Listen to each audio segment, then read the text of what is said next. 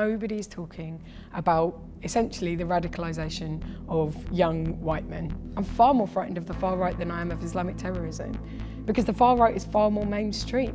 The far right is the Sun fucking newspaper and the consequences of that. The far right is Katie Hopkins, up until very recently, having a mainstream show that everyone could listen to the whole time. The far right is Nigel Farage putting these posters up that are actually using the same imagery that Hitler's propaganda used. Everyone's like, the thing is, if you ignore Katie Hopkins, she'll go away. If you ignore the Sun, it will go away. I ignore them, they've not gone away, they've got worse. If you have somebody on their Twitter calling for a final solution, it's incitement to violence, it's not acceptable, and it's not a joke. If you let Katie Hopkins get away with it, if you let Nigel fucking Farage get away with it, if you let these people get away with spewing their bile, what they do is they make other people's lives harder, and you're complicit in it.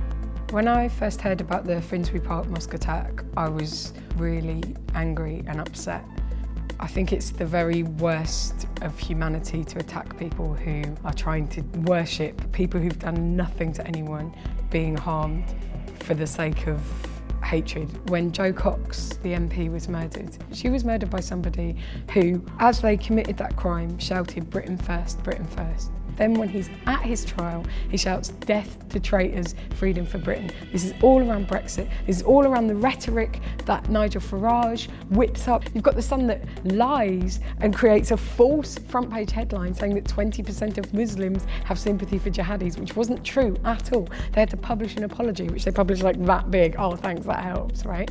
People reacting to this event where somebody has fucking murdered people, and then Tommy Robinson being like, well, what goes around comes around. They have the fucking gall to pretend they have some kind of moral high ground when there's a terrorist attack. When they show up like vultures straight away, Tommy Robinson running to Westminster so he can shout his fucking mouth off. When something like this happens, then you find out what their real agenda is, because their real agenda is just perpetuating violence.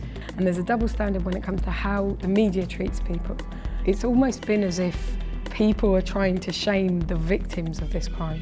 You know, they're saying, oh, well, this mosque was associated with Abu Hamza, even though there are two mosques next to each other, and Abu Hamza was associated with the other mosque, not this mosque. Not to mention the fact that that was 14, 15 years ago. There's an entirely new administration at the mosque. It's disgusting, it's completely unacceptable, and it's not shown the other way around. A white person commits a crime like this, they're a troubled loner, and there's an effort to understand them with sympathy and to talk about them in terms of mental health. Now, that's not me saying that that isn't a good idea. Whenever anyone commits a crime, we've got to try and be as humane as possible in response to it. It's just ironic that they demonise the people at this mosque, when what happened was this man screamed that he wanted to kill all of them, committed acts of violence, horrific fucking acts of violence to people. And what the Imam managed to do was keep people calm, restrain him, make sure that no harm came to that person. It's better than violence. It's giving humanity to people even when they're offering you nothing back. That level of compassion and humanity in an instance like that is kind of amazing. All of this is all about othering people. It's about taking people's humanity away from them. It's about pretending that you can't empathise with people when in actual fact those people are exactly like you. You can definitely link these things to wider problems. One of those things is probably down to the fact that male violence is a problem in our society. Men are put under immense pressure.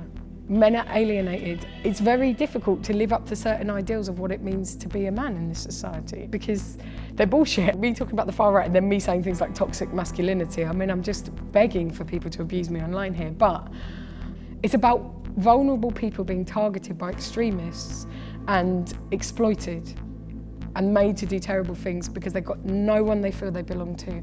And the problem with this sort of ideology that someone like Thomas Mayer or this man who's committed this crime at the mosque, the problem with those is they're not true about what people are. I think human nature is complicated, life is complicated, but I think deep down, people want to love each other and look after each other, if that doesn't sound too hippie. And so these people can't succeed in the long term, and we have to not allow them to.